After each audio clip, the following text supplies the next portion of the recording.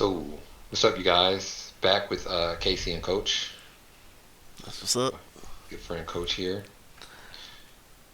Amidst through all the crazy stuff that's going on in the world, still going forward with this.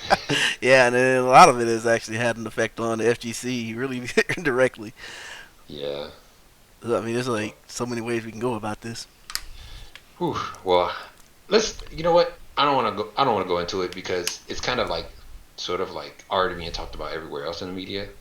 Mm-hmm. If anybody doesn't know what I'm basically saying is coronavirus. Mm-hmm. So let's leave it alone. It has its it's having its time in the spotlight already. So It's true, true. so let's do what we came here to do. Talk about games, For real. fighting games particularly. But other than that, yeah, yeah, I was so I was on lurking around on Twitter and I noticed my friend Kinso, Shin Kinso, he posted something very interesting to me. He was like, I think I understand even more so than ever why some of the greats in our lifetime were self-centric people. Some people would consider them selfish, cocky, etc. When the truth of the matter is that they were dedicated to their craft and wanted to be the best possible outcomes. Uh, yeah, and they wanted the best possible outcomes. So yeah, I thought that was pretty interesting because and this could be related to so many things. But when I was joining like I saw a recent interview with Eminem, and one thing that stuck out to me is a lot of people will probably say he's probably like mastered rap, right? Yeah, a lot of people But in praise him heavily. and he to the probably now at this time in his career he probably would say that, I don't know, but he will most likely say he's probably not mastered. He's probably like still like learning and always trying to make his craft better, and that really showed in the like last interview that I saw of him. He's like the biggest fan of rap in my opinion. And to me, being like when you're coming into something and you want to get better at it and learn, I always feel like the thing that hinders a person, well, at least me, and I've seen it to other people, is when you tell yourself, I want to master this, versus, hmm, I actually want to just learn and get better at this. Are two different, totally, completely different things. I can agree with that, and I mean, there's some parts in my mind anyway where those two ideas will start to collide and turn into something even bigger. Hmm. Because like when you see the end of the tunnel, or rather you get those breakthroughs, and you notice that you look around, you're at the top, or you can have those old martial arts masters mentalities like you know you 60 years old, this powerful hermit, but you're still a student. Yeah. But that quote about people being selfish, that is something I hear about a lot. Because like take an obvious example of someone like you mentioned current events. I'll say Kobe, and he's like Hmm. his Mamba mentality is a big part of that. And a lot of people look at him. It's like, why are you working that hard? Why are you so into this? Why are you so harsh on your teammates? Because he wants that win. He wants to be the best at any Yeah. cost. And to people who don't want that or pretend to want it puts them off. And I think a lot of people like that who try to control their quality and they're trying to improve, they can come off Right. as harsh. Like someone in our own community actually, and if you'll appreciate being called out, Funky P, the streamer. Hmm. Like he, to some people, he can kind of come off as pretty harsh, but when you really look at what he's doing, he's trying to constantly insist that his quality is high and that the people who work with him provide a similar high quality. Because he's gotten on me when I was slacking off, and Right. it's only for the best. Because like I've learned a lot from working under him, so I noticed that as a trend when you see people who are like really really good, not in every case obviously, but you'll see somebody Right. they'll be really hard to deal with, or they'll have these personality traits that people are like, man, this guy's just so into himself, or she thinks she's the best, or whatever the case is. But it's because they want it more than anything, more than Yeah. they want it more than making you feel comfortable with yourself. Exactly. So that can be kind of harsh, and sometimes that it can turn into like really negative or bad things, but sometimes Right. it's just them being driven.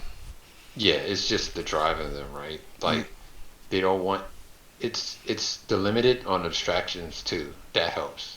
You don't want to have too much distractions in your way. staying focused, and that's a big part of it. Like whenever Japanese players, we a lot of players are like, oh, that player's such and such is a god, and such and such is have mastered this game or something like that. And if you probably ask them, they would probably feel overly like flattered that you told them that they mastered something. Like if I told Omito, yo, I I think you've mastered Johnny. He'll probably humbly be like, "You think so? I guess so. Yeah, I'm pretty good with the character." He'll just say that I'm really good with the Yeah. character, and I want to get better. You know, actually, recently, I think what was it? I want to say Evo last year, or no. Arc Arc Revo Finals. US. Yeah. He made a tweet saying, "This is a good example." He made a tweet saying, "I hope to showcase my skills with this character," as if like nobody knew how good he was already. And I thought that tweet was so interesting because I was like, in his mind, he's just trying to better himself. It's not like, oh, I'm trying to like again, he wants to put on a show for you guys, but at the same time, that tweet also told me, whoa, he's actually still trying to better himself. Yeah, I mean, can you ever run out of stuff to learn in anything? It just it gets hard to find stuff to learn, but you never run Hmm. out. Yeah, you can definitely on that note of like it gets hard. The reason why it gets hard because you just lose that drive, I guess. Like you kind of get like bored. I There's nothing wrong with that. Yeah, yeah. I will slightly disagree with that. I think rather than boredom, I think it's diminishing returns. Like you have to Yeah, like there's things that out there that you need to learn, but you don't know about them yet. And so you yeah, have to find out about what you need to learn. Like it's easy like when you first get started, like you can't anti-air, it's dead in front of you, someone's jumping at you, you got to sit down and figure it out. Like there's no mystery there, right? right. But like when you can anti-air, you can do all your combos. You know all the situational spacings. You know the character-specific combos. You know how to play all these mind games. Then you go like, what else is there? Like, do I pump out 10 more damage in a combo? Do I need to increase my range of decisions? Do I need to decrease my range of decisions? Like, it's and you like there might be something out there you just can't think of, but it's something you can learn. And so like Yeah, the better you like when you get somewhere to Omito's level where he has like all of his matchups down, he has all of his character specific combos down, his execution is consistent. Like where does he go when he wants to learn something? It's like he has to find it out yeah, and then learn it. yeah. So that's diminishing returns. Like you've learned the bulk of it, Hmm. and then you basically scraping the bottom of the bucket. You're trying to get that cred out of there. It ain't always Yeah, easy. yeah. You will rarely, if I don't think at that point you'll find something really special when you're scraping. Well, I actually let me reiterate that. The more you scrape from the bottom of that bucket, it becomes even more special for that player. Like, that's the best way I can put it. Yeah, I actually like that way you put it. I really like Yeah. that a lot because it's like you've been searching and then you finally found that one little gem, and like maybe a whole bunch of people will never appreciate it, but Hmm. when they put it on top of everything they already know, then it really Right. shines. So that player, it means a lot. Other players, they don't understand why you're using that button at this time or that specific range or whatever.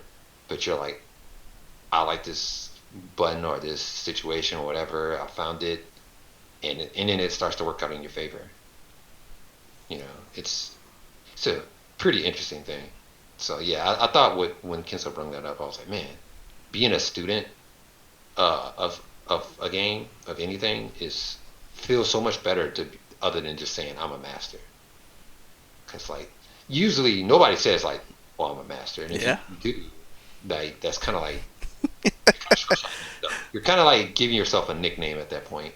pretty much like everyone's gonna really look at you then like, okay, we'll see if you're the master. It's usually Exactly, prove it. it's one of those things where when you I guess quote unquote master something, other people will notice it. Like me and you Yeah. will look at Omito and be like, this man is basically Master Johnny. Maybe he'll never say it, but we will. Yep. I would say he's mastered that character up and down all day, every day. Yeah, and if you think about it, it's at a lower level. It kind of happens to us, right? Like if you introduce somebody to like a fighting game, or they're into a fighting game that you've been playing for years, and you show them like just something small about like a character that you know very well that they want to learn, you know what they'll say? Oh, you've mastered this character. You know what we'll say? Oh, I'm nowhere near Hey. that. Yeah, yeah, pretty much. It's like that's actually the big point in all this is that it's all relative. Like, because Hmm. Omito, I mean, like even if he won't call himself a Johnny Master, he's not blind to the fact that when he goes to the tournament, he rolls over the competition. Like, Yeah, you can't deny the actual result put in front of him. So like, if yeah, he were to say like, are you relatively better, Johnny, than everyone else? He'd probably go, yeah. yeah, But if you ask him, yeah, he's the master. Yeah, he'd probably give you that nondescript, vague answer. But like, yeah, it's like you ask me, am I the best Faust? Like, hell no. But I'm better than this group.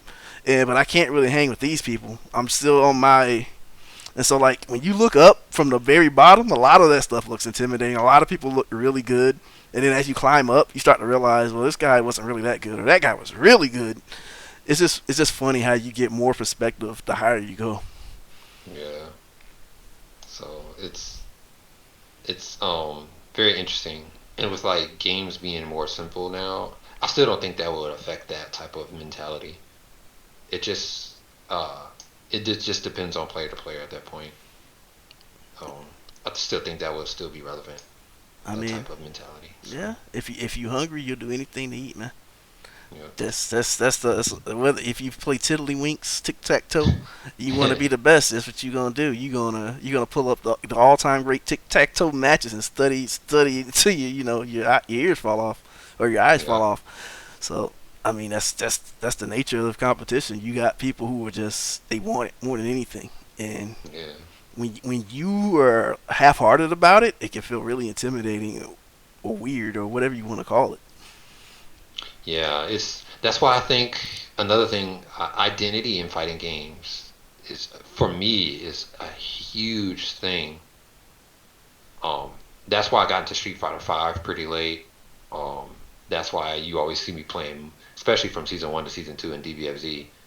I play like multiple teams because like I like having my own style, my own identity that I try to like stress to my opponent in like a match. Well, So let me. I don't care if I win or lose. Okay. I just want to show you, look, this exists, and I can do this. Yeah, so I was gonna ask you to clarify, like, what do you really mean by identity? Yeah. Well, so because a lot of people, so for example, Street Fighter 4 to Street Fighter 5. Um, so Street Fighter 4, most people would say that if you pick the character, let's say C Viper, she's a good example. Some people players will play her very Seismo heavy, kind of like like kind of like not necessarily a zoner, but kind of get you to jump and then like EX was it not EX her medium burnt lightning knuckle Mm-hmm. kind of into air and just play that very slow methodical style. Then you'll have your Sea Vipers, mind you, character hasn't changed anyway. Doesn't have no changes with this character.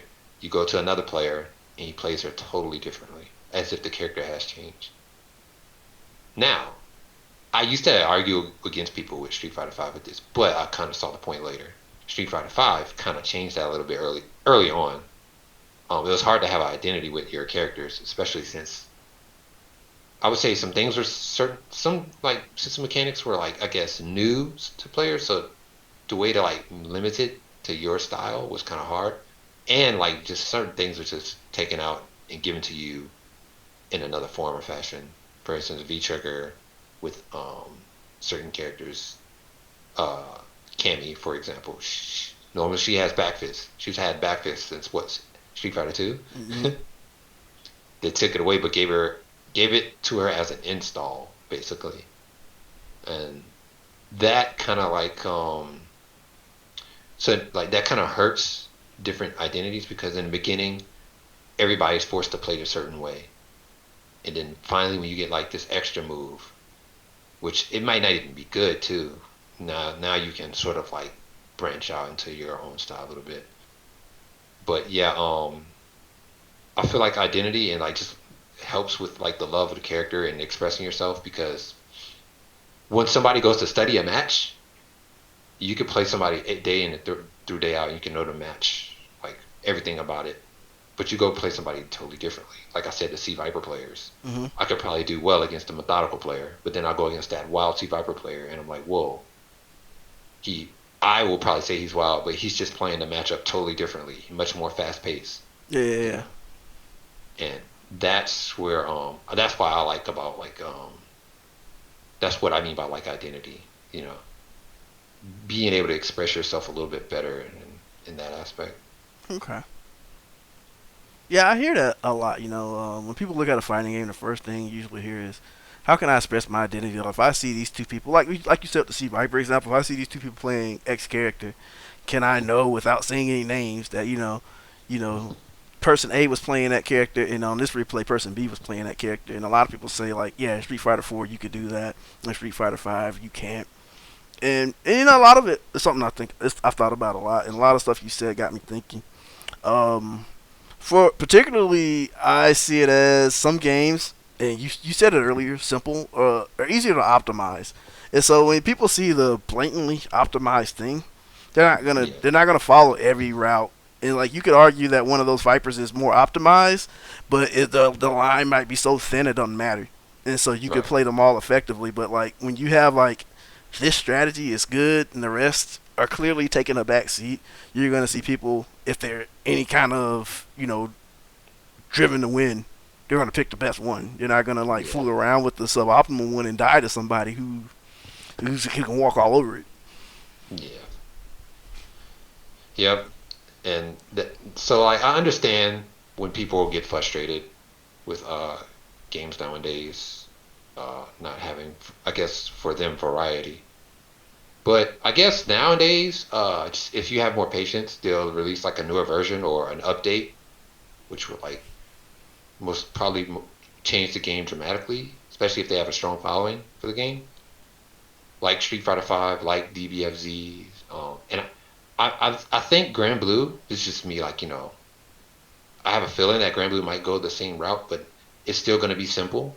DBFZ is still simple, right? Yeah, But now it's like a whole nother game. And when I mean simple, not in the simple as a factor like combos, but just like the approach of the game is still simple. straightforward. Like, yeah, here's your characters, here's your B&B. You've known it since day one. Now they have different B&B. They have multiple routes, but it's still like the it's still DBFZ at its core. Okay, I see what you're And saying. yeah, and that's what Street Fighter Five. I think Street Fighter Five got to with season five. Yeah, yeah. Yeah, it's still Street Fighter Five at its core. So you're gonna have some of those things that For me, I hate one thing that I can't stand about the game is how throws work. But I learned to like understand it and stick with it because like now I'm learning the game's variety and stuff like that. Something that wasn't there before. Because I played Chun Li Hmm.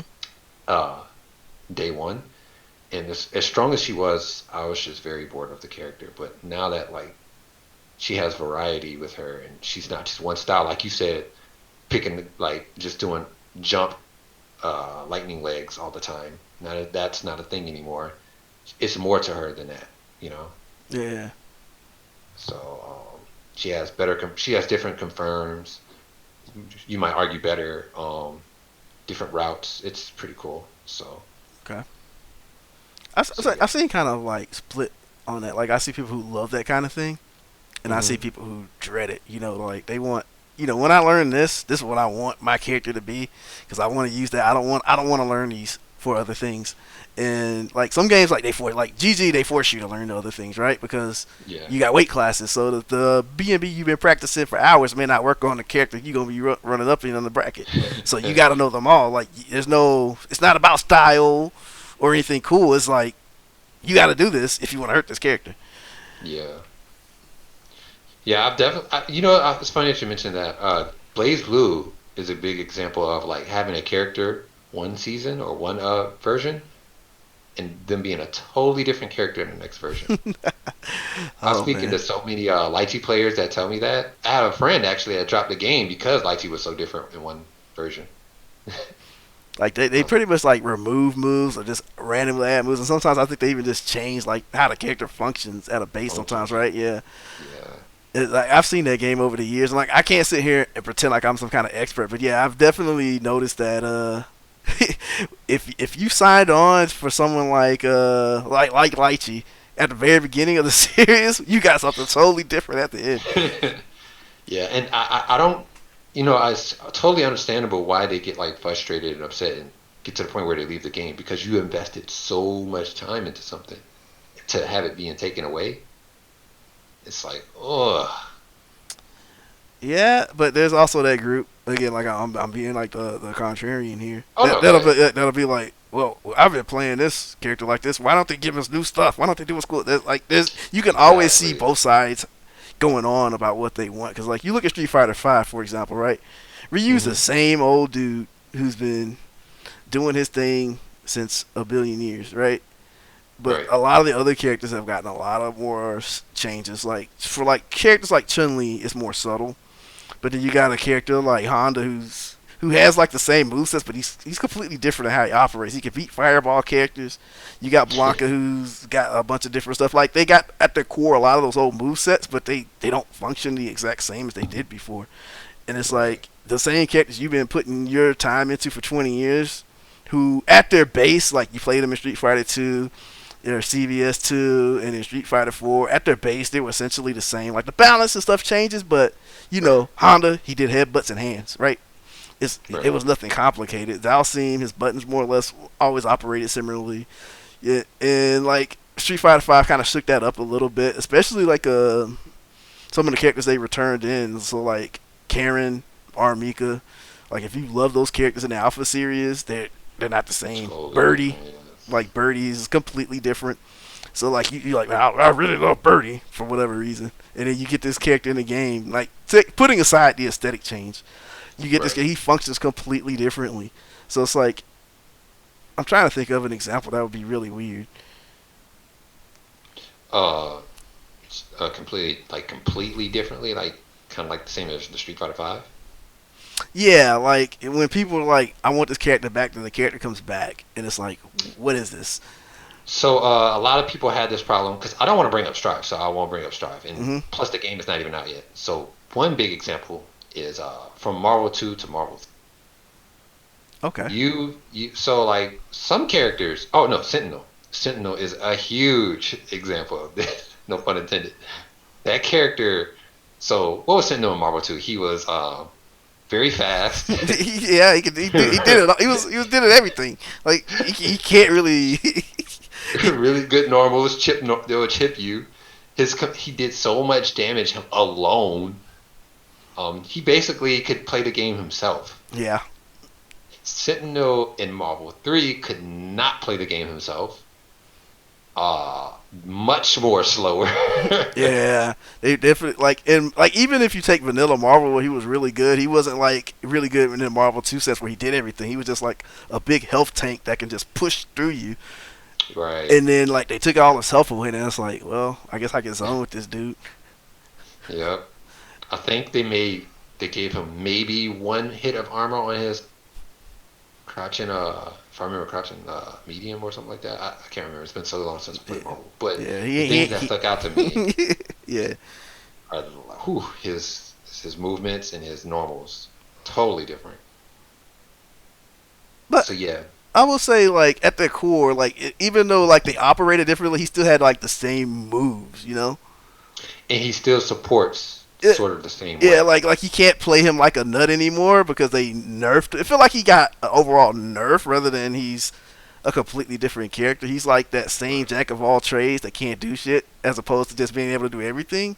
Because like when Right. you pointed out Marvel, you know who I actually thought you were gonna say? Uh, Jill. Jill is a pretty. That's another huge example. Like there's literally no similarities between those two characters from those games. Yeah, if you like Jill in Marvel 3, you either just like her combos or as a character, you just like that Jill from like the story. I don't know anybody who like that version of Jill. The whole She was RE5 Jill. Yeah, she was possessed. No. I thought like mechanically she was really cool, but yeah, it's like Yeah. from Marvel 2 to Marvel 3 is like, what did you sign up for? Yeah, where are the zombies at, man? Why can't I throw the zombies? You ain't got a Yeah. gun anymore. Nope. But yeah, I guess that's the kind of thing because like it just made me think back to Street Fighter. You have like another like all the alpha characters got changed. Like Nash was like the big example. Charlie, Mm-hmm. it's like he was basically Guile clone who operated a bit differently, but now he's a completely different character in Street Fighter Five. Like he's not Guile. He actually Right. has to like move around the screen and do stuff. Yeah, their game plans change, Mm-hmm. right? So even though like for to go back to Sentinel, even though Sentinel sort of like he looks the same and everything, some moves look the same. His game plan sort of like changed, you know, Definitely, definitely. and that. I don't know anybody, maybe besides maybe Daigo, that had went from one version of a game from a long time ago to a newer version and stuck with that character. Because Depends. It's one of those things that depends on where you look and how much you value what they've accomplished. Because like you can yeah, obviously find someone like who's been diehard character specialist since whatever game. yeah, Just like this is something that a lot of people would know about. But in Virtua Fighter, there's this guy called Chibita, and he plays hmm Leon, the French. I forget the fighting styles, like the Mantis style kung fu. And he's been okay, playing that character since Virtua Fighter 2, all the way up to, and he's like been world champion. He's like winning no matter whether this character's top five, bottom five. He didn't care. He played the hell out of this character, and that's what he is tied to and known for. So like you can see that stuff a lot, even at the highest level. It just depends on where you want to look. yeah, yeah. I guess at that point it just clicks for people, right?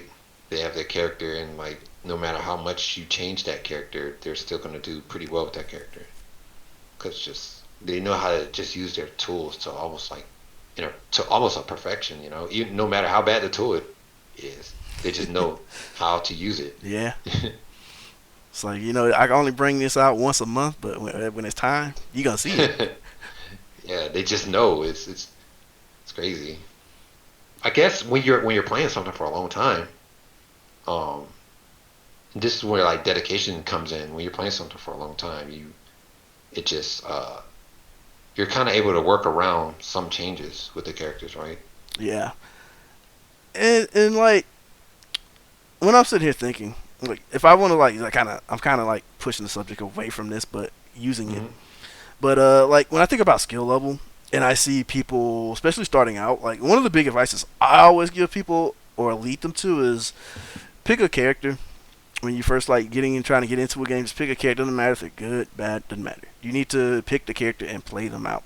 And the reason I say this is not because of character loyalty or because anything's particular. What I say this for is Right, that you need to be able to experience the good times, the bad times, the confusing times, and you need to be able to power through all of it. You need to be able to play your character when they can do what they want, when they can't do what they want, when the other character's game plan is better, when the other character's game plan is worse, when it's even, when you have to think of stuff outside of the box to beat something.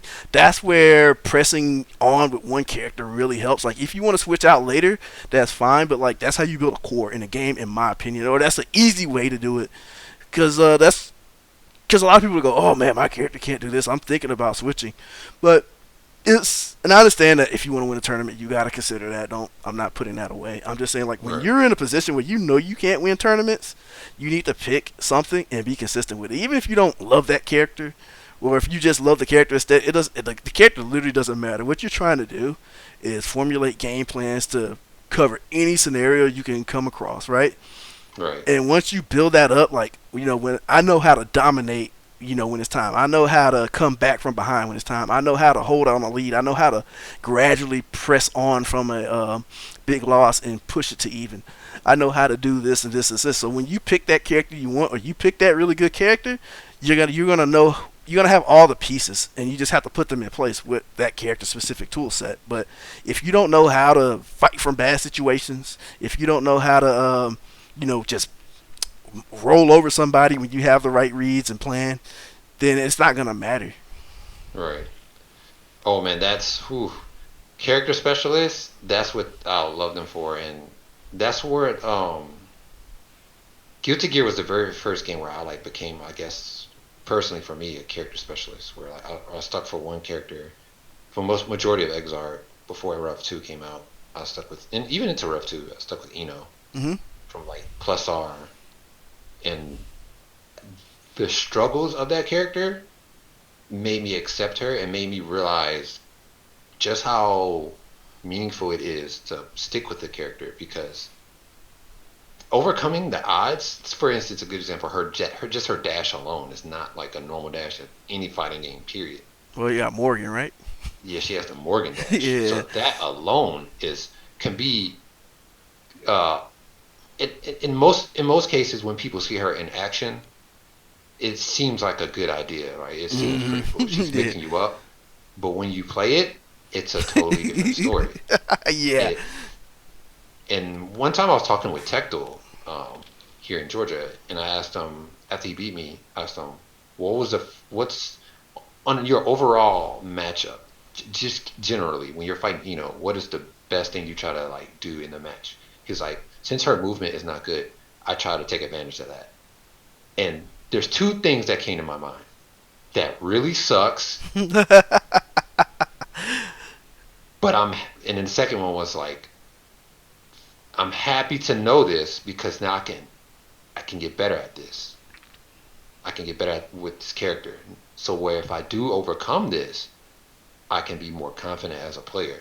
So if I do fight somebody like Tecto again, it won't matter because if I overcome that and beat them, that brings in another meta, and that's a whole nother story. But that's the special, and you see that with I will watch Omito sometimes when he'll lose, and you know how good players with specialists they'll just totally flip the tables again. Like they'll usually a player as good as Omito is Johnny. If he rarely loses, but when he loses, he just somehow flips the table again. Like if he's down in a set, he can bring it back. You're like, wow, he adapted really well. It's like, well, because the opponent took something away from him, but then he was able to still, work with that Yeah. and find a way to probably bring it back at best. So I mean, that and those situations in fighting games to me, are just so beautiful. Hard to do though. Easier said than done. yeah, it definitely takes years, but yeah, like that's my advice would be to someone starting out, and then the actual other side of this, it would be the opposite. Where at some point when you get comfortable, you need to play the other characters, not even that deeply, but enough so that you start seeing how they operate. Like, because a lot of people because you actually pointed out a perfect example of this. Someone will look at Ino's dash and be like, "This is stupid." She can just run over my normals and she can mix me up whenever. And then, but when you as an Eno player, you're like, oh man, I would really like to run up and block right now. And, but you don't. But you as the person on the other side of that who doesn't have enough information on Eno, you only see the strength. And you as the Eno players, a lot of time you might get buckled down and, man, this is a weakness. And eventually, like ideally, you want to get to the point where you have a real objective view of it, the weakness and the strengths and whatever.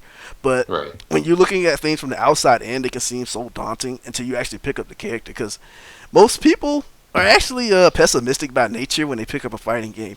So like I could put a top tier in somebody's hands and they will immediately tell me all the things that character cannot do. And I was like, and I always laugh. I'm like, if you sit down and do that to every character, then you'll see all the stuff that you're complaining about may not be as real as you think. Because you'll start going, I thought dash was amazing. Like, I thought Faust pokes were really good and they just win all the time. And then when you whiff one trying to play as him and then someone's, beats your ass, you're like, oh man, I can't ever whiff these. Why did I think that was only a strength? And so like when you start, and of course you don't have to play the characters. If you're a critical thinker and everything, you can kind of derive this your own self. But Right. playing the characters really drives it home, and that's something like because what I did with Samurai Showdown, since it was a really simple game, like no big combos and everything, I sat down and I literally mapped out every single character in the game. I mapped up all the system mechanics. Like I have them all in my notes right here. And I said, I'm going to play each one. And I didn't ultimately do that, but by sitting down in training mode and really learning what each of them did, when I see people going, oh man, this character has no weaknesses, I sit there and think, man, I see a lot of weaknesses because I sat down and looked at things from that character's perspective. So you need both. You need to be able to build a game plan around a character, but you also need to know the point of views from each character in the game. And that'll give you the ultimate healthy sense of what's good, what isn't, what the other person could or couldn't be thinking. And so, like, because I've had this argument, and you may actually disagree with me when I point this out. Mhm. So, I was speaking to a Georgia player, Painbot, about Kai Stun Edge YRC. So in the sense that not when he protects himself from a jump in or does Oki, but like when he's just sitting in neutral and he throws Right. it out, puts 25 meter behind it, and he's plus, right? If you jump, he'll throw you. Right. And we and him had this back and forth, and he's like, "There's no negative consequences to doing this. This blah blah blah blah blah." And I was sitting there telling him like, and this is from my point of view, and I could be wrong. I was like, you when you do YRC, you can't gain meter for 6 seconds. Mm-hmm. So if the person's actually willing to sit down and hunker down and block, what do they actually get? They get a really expensive tick throw. So and Yep. tick throws aren't even strong in Guilty Gear because you can FD jump. So like if you get 30 plus 30 something, it doesn't mean anything unless you're a masher. Yep. And so like if they run up and try to enforce the strike throw mix up and you FD block, they can make a hard read with an air throw. But what does that really get them? It doesn't get them any meter. So like if they were doing that as soon as they got meter, they can run an offense on you that won't gain any meter. So Yep. the character becomes less threatening. And so like we had this back and forth, and he's like, if I see high level, Kai, I'm gonna see this all the time, I bet, or maybe I won't. And so I went and looked at some Rion and Ein, and like when they did use it, it was because like they put out a stun edge and they saw somebody jumping, they protected themselves. But that's something any character can do, right? That's not Kai specific. Right. Or when he knocks somebody down, stun edge YRC, but that's not Kai specific. That's any character with a projectile. So I would rarely see the neutral, almost never see it, because they wanted the 50 meter, so they could go in there Right. and press their pressure, and they can extend pressure safely, or when they get a combo, they can cash out the damage or put real Oki on you. And I was like, yeah, they keep saving their meter. They're not spending their meter, because like when someone sees somebody with 25 meters sitting there, they're mostly blocking and they're playing conservatively. So they Right. want to press their advantage with their natural advantages with the character. And so I was like, yeah, that's the downside, because I did see a few matches where they would like desperately spend the meter, but then when they got a hit, they got nothing from it, and they kept getting back to neutral, low damage, no Oki. And I was like, there is ultimately consequences to it, but it's just like you have to be in that mind where you know the game and the character so well that you understand it. Because I'm pretty sure a Kai player will tell you that yeah, like if I do a stun edge YRC and get nothing from it, then yeah, I'm kind of messed up. I'm kind of screwed unless I was already sitting on a ton of meter. Which if they were Yeah. sitting on a ton of meter, they were winning anyway, because that's how the game works. You get meter for winning. So it's just one of those things I thought about. You mentioned Kai. I tried not to mention Kai, but he's a good example. And he's a very interesting one. Very mixed feelings on this one. But I would have talks with Vinny, and I remember early on, his strategy was, and I stole this from him too when I was playing against Kai a lot. His strategy was to force them to use meter, so they can put themselves in that situation for where like less meter gain, less damage, or if they do get the hit, so on and so forth. And I agree with you. I'm like 50-50 on it. And this is where it's like characters like Kai, I think, is well balanced in this aspect because of this. Okay. Because if he doesn't get the hit, I mean, if he doesn't get the hit, can't really say it's you can say it's his turn somewhat, but what he does is he forces you to be in a situation that forces the defender Yeah, to do something. that is very true. So the best thing, like you said, one of the best things you could do is just block and take the tick throw. So the thing about that is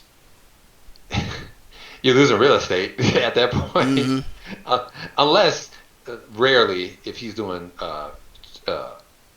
YRC stun edge in your face in the corner or whatever, and he's trying to get out. That happens actually a lot, but Yeah. most of the time they're doing it in neutral to kind of like gain real estate. And that's where I'm like just 50-50 on it, because that alone, that right there is very powerful to gain real estate. But like you said, there's other factors too. You could just block and not lose your ground. You can jump and probably like FD if you have the meters. There's so many factors to it. I think why Kai is so strong is because they try to force themselves out the situation early. Yeah. This is the biggest problem I kind of had a lot when I was fighting Will and Ava a lot. Is they'll do it and immediately I would try to go to my game plan right away. yeah.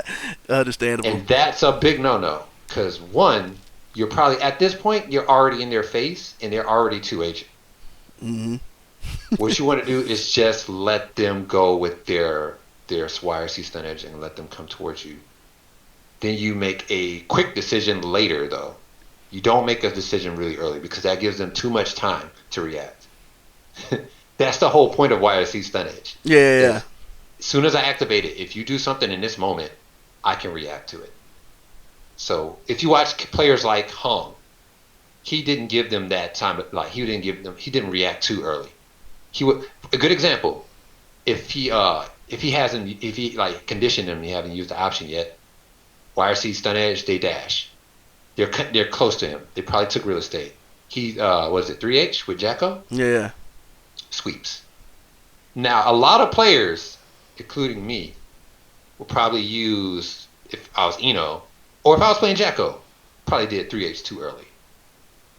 But he does it right when stun edge is probably about to hit and they're trying to do something and they get clipped. And now he gets to knock down. Stun edge going, YRC is going. Yeah, that's like the biggest. That's like the biggest prize you can get, right? It's like he wasted a meter and now he's on the losing end. And so like you've actually brought up a lot of good points because like my whole thing with him when I was having this discussion with Painbot was not to say that it was bad. Is that to say if you truly understood how the other character perceived it, you would understand the full picture of it, like what he wants from it and what he doesn't want to happen. So like obviously if you're bashing in in his strong zone, it's gonna be really good, right? Because he's gonna hit you, he's gonna be plus 30, and he's gonna do whatever he wants. If you try to challenge it too hard, like you said, he's gonna get what he wants. But then like if you approach it in certain ways, or the counters, then you start to think like, why would I spend this 25 meter for this?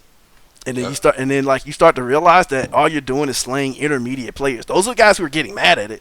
Because like the higher level players, they know that it's like, well, if you want to burn your meter on this, then I'm not gonna die to Kaioki. You're not gonna have damage, and if I get the upper hand after this, you can't defend yourself.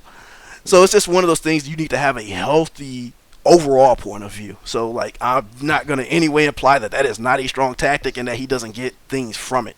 It's more like if you understand how it works as a whole, then it'll make you less mad and it'll probably help you win more. And it's just like.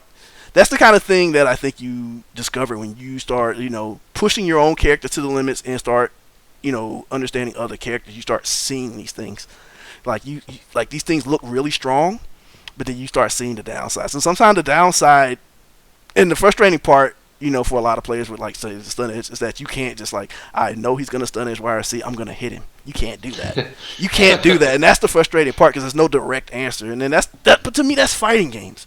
Sometimes the answer is not direct. Sometimes the answer is this game is a resource war. So dump your resources, and when we're down the road and you don't got any meter, you can't jump. Yep. You can't. Go ahead.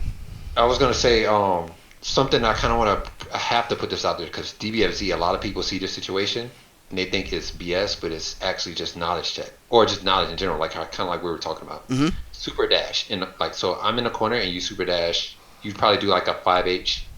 Well, most characters, if you do a 5H and they super dash, or they just super dash real close. Yeah. After they did a button, people will try to 2H, and it doesn't work, and their 2H gets smoked. And now they're like, super dash is OD, it's broken, my 2H is not fast enough, why didn't it work? Yeah. Well, this is when the other aspect of you and your knowledge in the game comes in. How fast is your 2H? Most 2Hs are not fast in that situation. So what do? You do with anything that's probably faster, which is reflect. Comes out in 3 frames, bam. Now that's why you see a lot of people in situations where it's like you're like, wow, they probably could have reacted to that with 2H.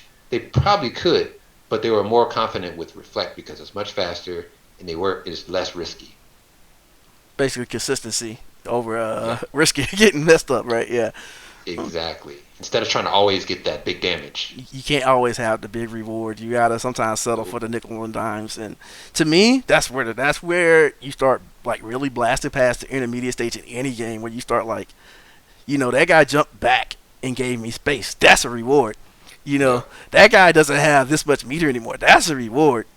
Yep. When you start seeing stuff like that, that's when your game really takes off because you're not just like, I'm gonna call him out for the big thing and kill him because that's where intermediate players and that's where I spiked because I just wanted to like do drill with fouls, for example, and I realized that it Yeah. couldn't answer all my questions. I had to do more subtle things, and but like when you start understanding that your reward doesn't have to be like big or blatantly straightforward, then that's when you start really gaining ground because it's like I can get reward if you step back, then I'm winning.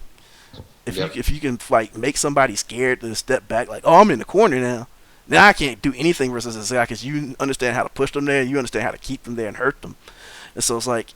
And so they start thinking like I gotta move forward, and then you gotta plan for that. And so like when you start building up all these little things, then the big things start coming naturally. Yes. That's when all the other extra stuff like conditioning and stuff comes after because now they know that you have an answer to it. Mm-hmm. It's like So, make them afraid to do anything in the ideal world, right? dude, I've seen players on home, for instance. I think Will do this where he'll like YRC run up and Hong at the last minute it like stops him, whatever, gets the knockdown somehow. Just flip the tables. Yeah, yeah, Even yeah. though he lost all of that real estate, he just flipped the table, and he's still in the corner. But now it's like he's got the knockdown. Now people are like, screw this, burst. I want to start my offense, and he's like, I blocked the burst. Now he's just taking so much for you. So it's because like you thought the person who like high player, for example, who thought that since they gained so much from that, they thought it was still their like it was still their turn. They thought that turn was favorable in them. They thought Yeah, ultimately it was going to be they're going to come out on top as a winner. But if you're fighting a player that nickel and dimes their way to like out of the situation, then it's not going to work 100% of the time. mm-hmm. Like you have to consider like this is highly favorable to me, but I still might lose. I Yeah. still One might time, lose. Justin Wong once said something that very was meaningful. It mostly works in like slower paced games like Yeah, Street yeah, Fighter. Is random damage matters a lot yeah, because he is. I remember he was fighting somebody across Tekken and they didn't understand how they were losing. And he explained to them, this whole time I haven't really been getting combos on you. I've just been getting random damage and coming out on top. And then he was like and he told the guy, just look at how I'm getting the random damage and try to that.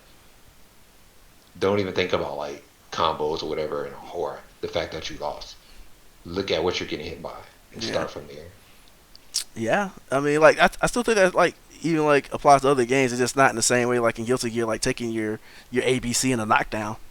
I Oh mean, yeah. you Oh, can get it, it yeah. applies to yeah. Yeah, You're yeah, right. like so, like stuff like that. Like it may not be like a random hit, but like ABC knockdown, and it doesn't feel that significant because it doesn't do that much damage. But again, when you build that stuff over time, you can do it consistently. Like I can slap you in neutral over and over again. So like when you start rushing me down, it's scary now because if you mess Yeah. up big, you don't have the health behind you to cover you.